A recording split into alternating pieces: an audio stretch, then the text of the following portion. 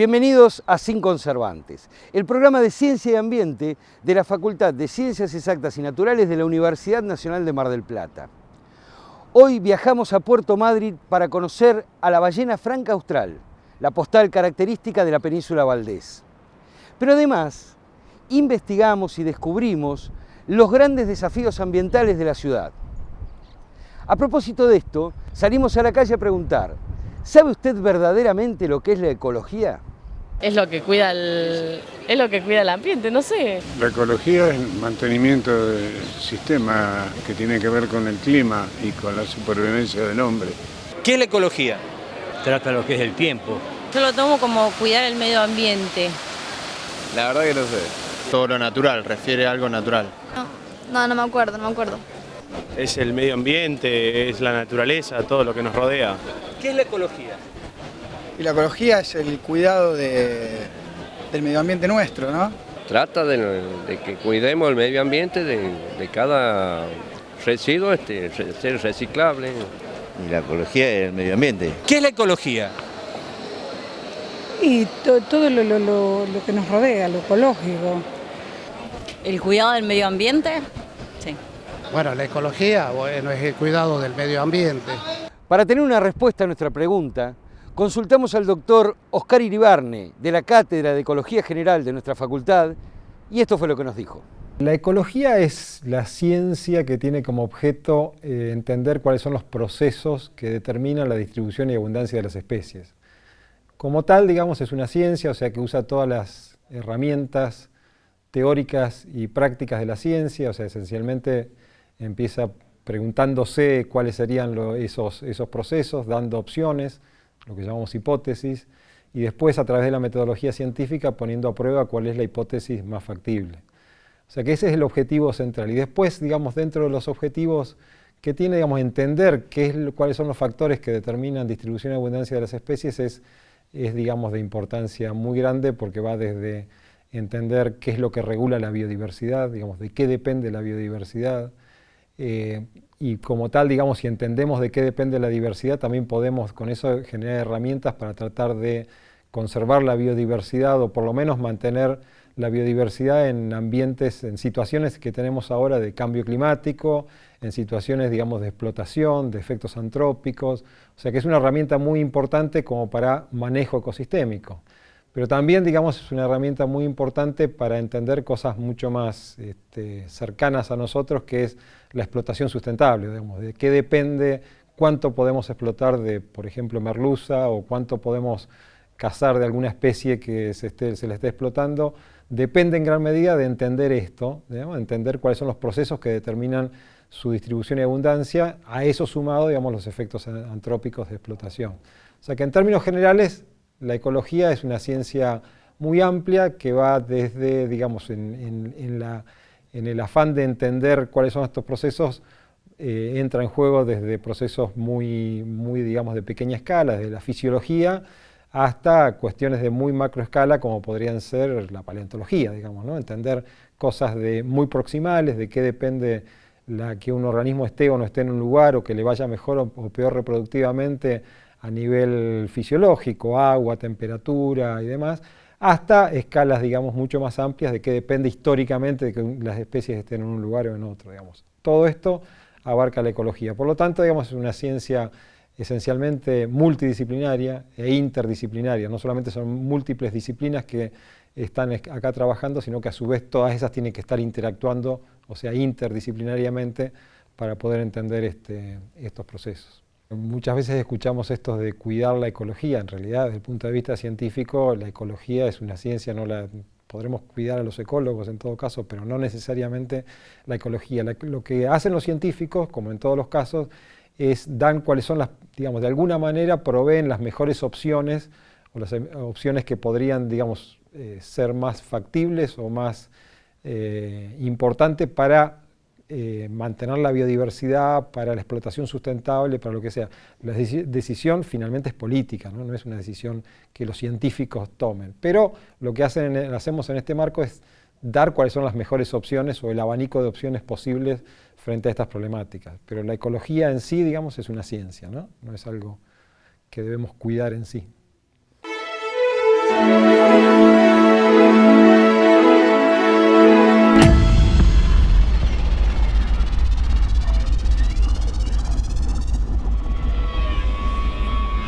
Cuando uno habla de la ciudad de Puerto Madryn, inmediatamente piensa en la gran diversidad de fauna marina que habita en estos golfos de la península de Valdés. Pero claro, Puerto Madryn, como toda ciudad costera, presenta una problemática ambiental compleja que estaría impactando en su principal emblema, la ballena franca austral.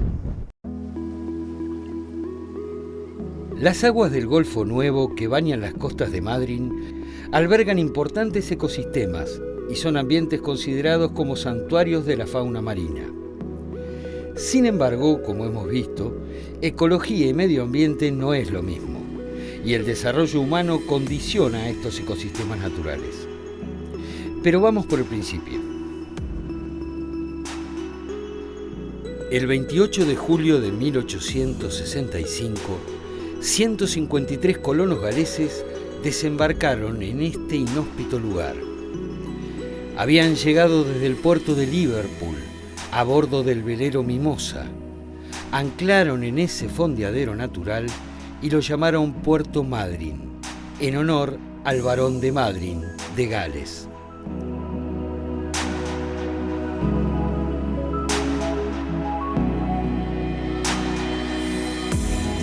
Los recién llegados se enfrentaron a la falta de una fuente de agua dulce permanente, se refugiaron en estas cuevas y con el tiempo dieron origen a la actual ciudad.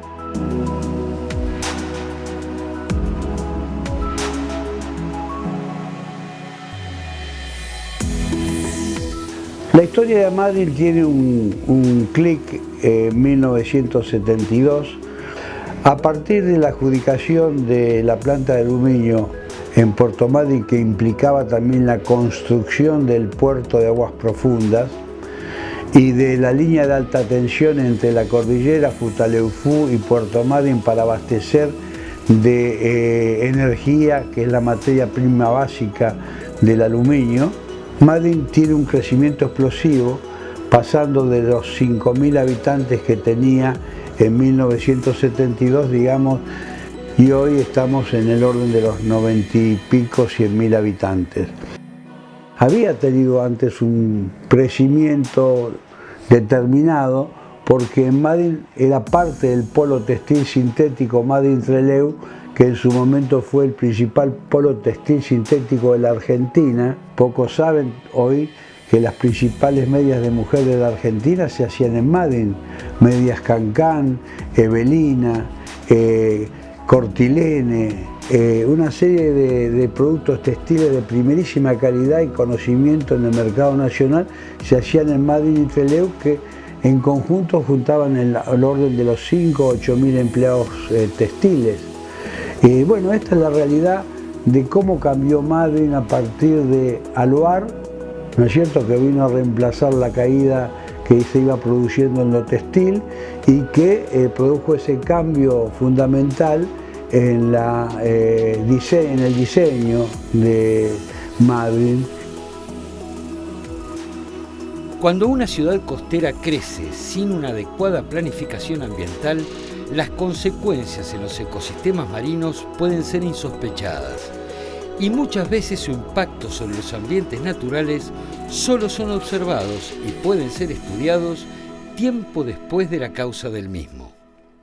Mi línea de investigación se centra en una especie de macroalga parda exótica y actualmente invasora, la especie de Sundaria pinnatifida, originaria de Japón, Corea, parte de China, parte de Rusia, ingresada a Argentina probablemente por barcos en el año 1992, detectada por primera vez en el muelle Almirante Storni de Puerto Madryn, y desde ahí se ha ido dispersando por la costa argentina, se ha naturalizado bien, ha generado un estado de invasión, generando grandes praderas y densas praderas en las zonas costeras entre 1 y 15, 20 metros de profundidad, y actualmente se distribuye entre Puerto Deseado al sur y Mar del Plata al norte, ocupando tal vez cercano a la mitad de la costa de la Argentina.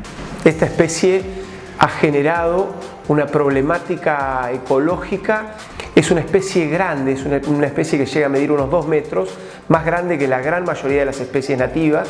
Hay una cierta cantidad de estudios en ese sentido que demuestran que sí hay un impacto de competencia, reduciendo las poblaciones de macroalgas nativas, reduciendo la población de peces en los arrecifes, particularmente en los arrecifes costeros poco profundos, genera praderas con densidades que pueden superar los 10 kilos por metro cuadrado, extremadamente densas en términos de biomasa, superan ampliamente en biomasa al ensamble nativo de macroalgas en su conjunto, o sea, en la mayoría de las zonas costeras de fondos duros donde las macroalgas crecen, de la región de Patagonia Norte, en la época de undaria hay más undaria que todas las macroalgas nativas juntas.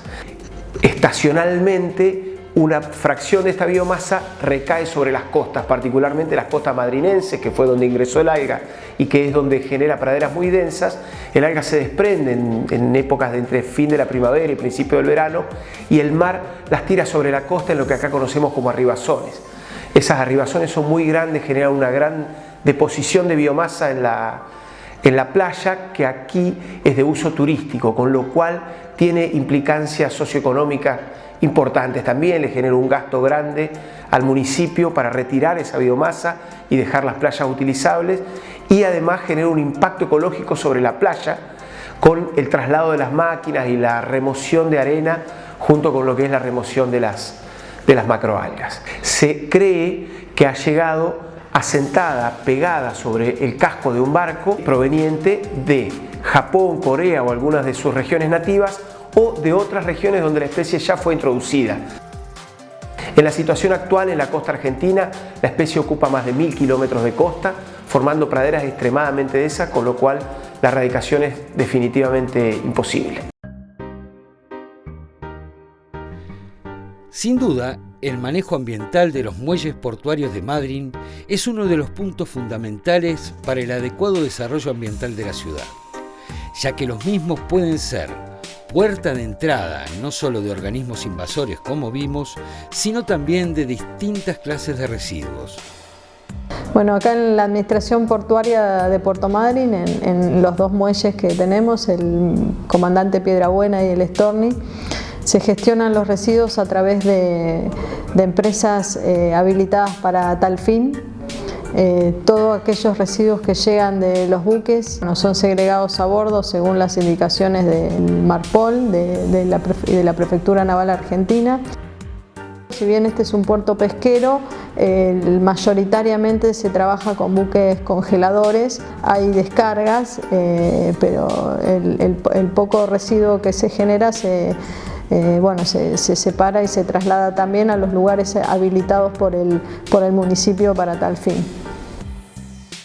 En cuanto a los residuos de líquidos de sentinas, aceites, combustibles y demás material contaminado con ellos, todos son gestionados por operadores registrados de residuos peligrosos. Al pie del barco, al pie de muelle, se colocan los contenedores para la recepción de residuos.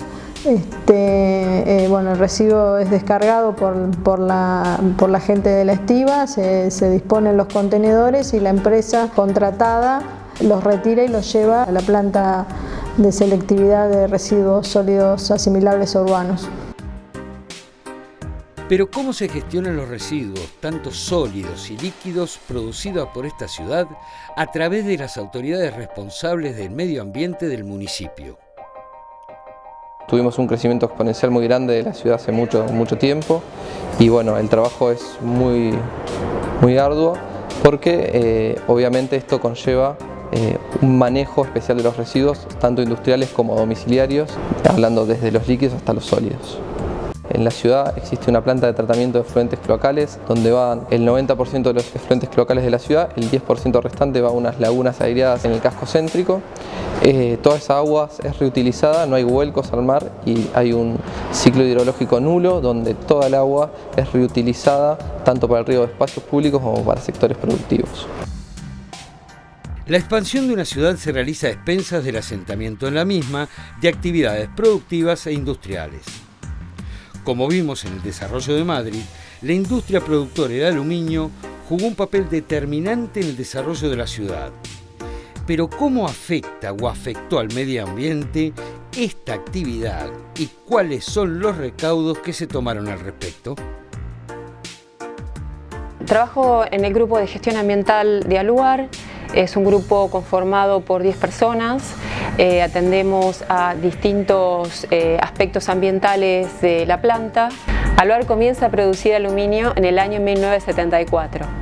Hacia el año 1986 las cubas comienzan a ser cubiertas, se optimizan los procesos y se instalan las primeras plantas de tratamiento de humo, que son emitidos por las cubas en donde se fabrica el aluminio, son aspirados, son filtrados y se retienen los contaminantes para luego ser liberados al ambiente. Aluar tiene una red de monitoreo de calidad de aire con 13 estaciones de monitoreo. De esas 13 estaciones, 5 son puntos de muestreos de material particulado y en todos los puntos se determinan las concentraciones de fluoruro gaseoso, que es el indicador de desempeño ambiental de la industria del aluminio, de cualquier industria de aluminio. La ubicación de esos puntos de muestreo está relacionada con una modelación que se hizo en su momento en el estudio de impacto ambiental, donde se trazaron isolíneas de concentración, pudiéndose observar cuáles son los lugares donde hay mayores concentraciones, obviamente vinculado con el sentido del viento. Al menos hay 2 puntos de muestreo en cada punto cardinal y en general se buscaron sitios que sean seguros para evitar el vandalismo.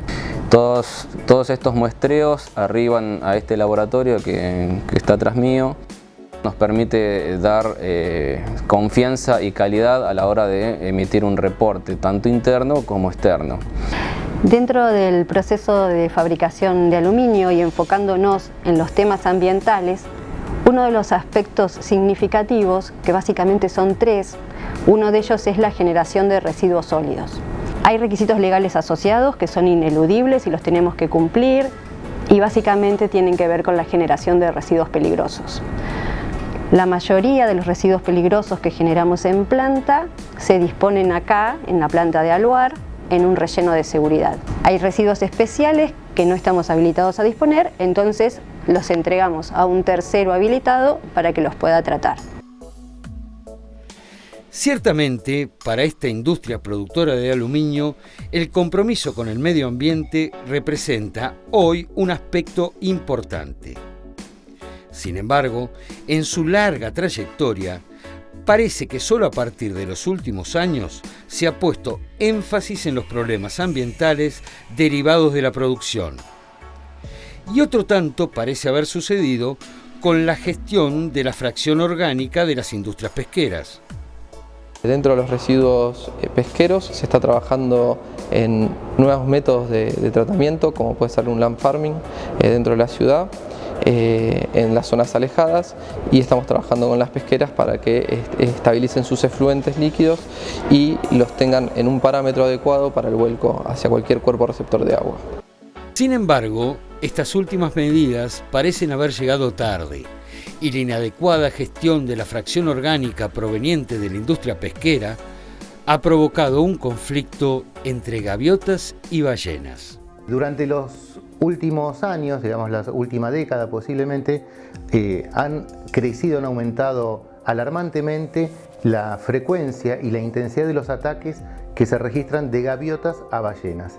Estos ataques no son ataques ni para defender un territorio, ni es un ataque agresivo, pero las gaviotas han entendido que las ballenas son una pieza de alimento, por lo tanto, más que un comportamiento de ataque, podemos definirlo como un comportamiento parásito, es decir, las gaviotas parasitan a las ballenas de modo que maniobrando en el aire logran picar y extraer pedazos de piel e incluso de grasa, especialmente de las espaldas, de los lomos de las ballenas cada vez que emergen a respirar. Este comportamiento tiene un origen posiblemente en la década de hacia fines de los 70, fue manifestado por primera vez.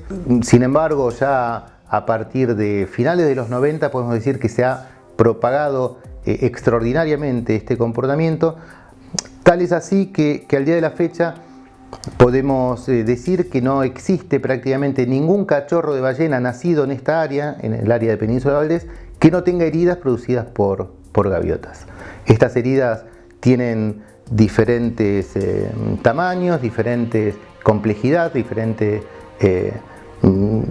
están causadas básicamente por el pico, pero luego estas heridas pueden infectarse, pueden ser ventana de ingreso incluso de otros de enfermedades, de patógenos, ¿no? Realmente se termina de propagar el comportamiento a la magnitud que tiene hoy en día a partir de la década del 90, justamente con el gran auge que ha tenido la industria pesquera en la zona. La relación entre las gaviotas y la industria pesquera está mediada por la disponibilidad de alimentos, justamente de los descartes pesqueros que han hecho las plantas pesqueras que estaban instaladas en Puerto Madryn. Para ese entonces, habló de los fines de los 90, grandes cantidades de pescado, de desechos de pescado, ¿no? Pero que es pescado fresco en definitiva, se acumulaban en basurales a cielo abierto. Esto lo que hizo fue aumentar la supervivencia de las gaviotas que se alimentaban de estas fuentes disponibles de alimentos sin la necesidad de tener que ir a pescar o ir a buscarse la vida en el mundo natural. La dimensión del comportamiento de alimentación de gaviotas sobre ballenas cobra un especial interés, al menos para la ciencia, de poder entender cómo sanearlo, cómo mitigarlo y sobre todo entender cuáles son las consecuencias que tienen este comportamiento cada vez más expandido en las poblaciones de ballenas. Si bien vemos que existen esfuerzos en los últimos tiempos con respecto a la adecuada gestión de los residuos sólidos urbanos, el problema no parecería estar totalmente solucionado y está afectando directamente al monumento natural de la Patagonia, la ballena franca austral. El desafío ambiental que contiene Madryn, que exista una aplicación correcta de las normas ambientales que exigen el funcionamiento de la industria, por ejemplo. Empresas que tienen el bypass y siguen tirando los desechos de las pesqueras al Golfo. El manejo serio, digamos, de los residuos, no tirarlos en cualquier lado y hacer una gestión razonable. Hay que exigir el cumplimiento de las normas y eso nos daría el resultado que estamos buscando y que queremos.